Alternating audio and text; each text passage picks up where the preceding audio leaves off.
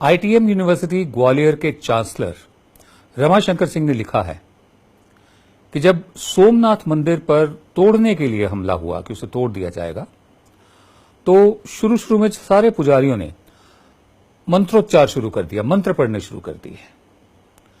इन मंत्रों में उस सेना को वापस लौटाने के मंत्र शामिल थे, वशीकरण यानी बस में करने के मंत्र शामिल थे, उच्चाटन यानी ध्यान हटाने के मंत्र शामिल थे, हराने के मंत्र शामिल थे और आखिरकार मारने के लिए भी मंत्र शामिल थे।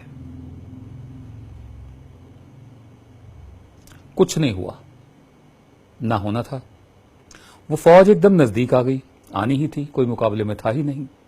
तब सारे पुजारी मंदिर के अंदर के गर्भगृह में इकट्ठे होकर पूरे विश्वास से ज्योतिर्लिंग साक्षात शिव स्वरूप भगवान से कातर भाव से, बेचारगी से सस्वर गाकर मंत्रोच्चार करने लगे, मंत्र पढ़ने लगे कि हे भगवान, आप प्रकट हो, तीसरा नेत्र खोलकर ये जो सेना बाहर आई हुई है इसको भस्म कर दें। कुछ ही समय वो सेना मंदिर में प्रवेश कर गई। बाकी इतिहास है, आप सब जानते हैं, ठीक है ना।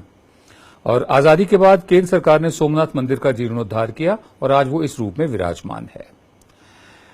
मैं आपको एक कहानी क्यों सुना रहा हूं? सेना मंदिर को तोड़कर चली गई, मंत्रों में जो ट्रेंड थे, दीक्षित थे, सारे पुजारी ब्राह्मण मारे गए।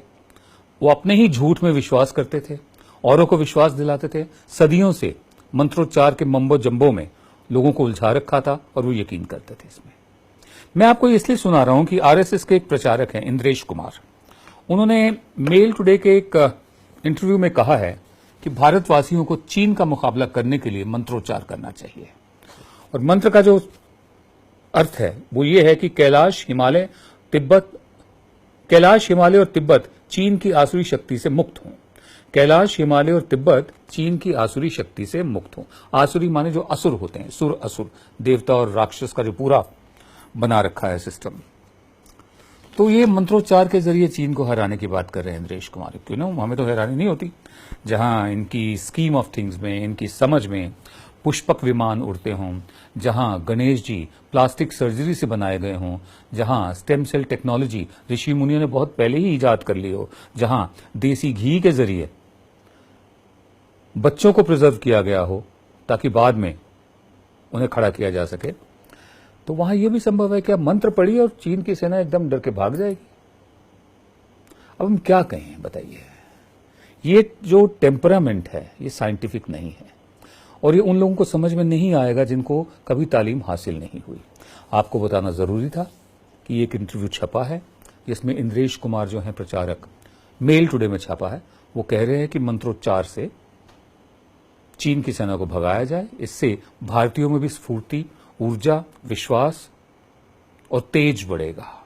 तो चाहे वो हिंदू हो, चाहे मुसलमान हो, चाहे सिख हो, चाहे ईसाई हो, वो इस मंत्र का जाप करें जो भूटान की सीमा पर इस वक्त जो चल रहा है, चीन के साथ हमारा स्टैंड ऑफ चल रहा है, eyeball to eyeball, मंत्र से अपने आप खत्म हो जाएगा, उनका ये मानना है। आप क्या मानते हैं? सोचिए। नमस्कार। आप देख रहे थे जन गण मन की बात। हम आपसे एक बार फिर इल्तिजा करेंगे, रिक्वेस्ट करेंगे कि आप YouTube पर हमारे जो चैनल है उस पर सब्सक्राइब का बटन दबाइए, साथ में घंटी बनी हुई है, घंटी को दबाइए ताकि जब भी नया वीडियो अपलोड हो आपको खुद ब खुद सूचना उसकी मिल जाए।